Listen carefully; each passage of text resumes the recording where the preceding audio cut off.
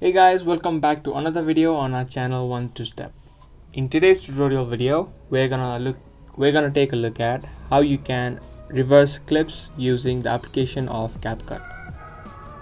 So if this sounds helpful, then keep watching this video till the end and subscribe to this channel if you haven't already, and turn on the notifications so you don't miss out on any of our upcoming videos. Firstly, open your application of Capcut and choose the project that you want to reverse or the clip that you want to reverse.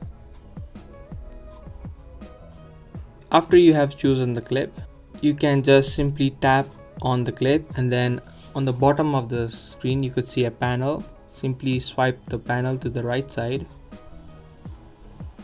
and find an option for reverse.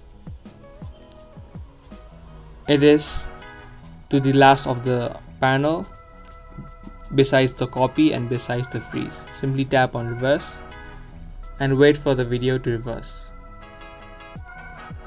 After the reverse has been completed, you can play the video and see that the video has been reversed. So that's how you can reverse your clips on Capcut.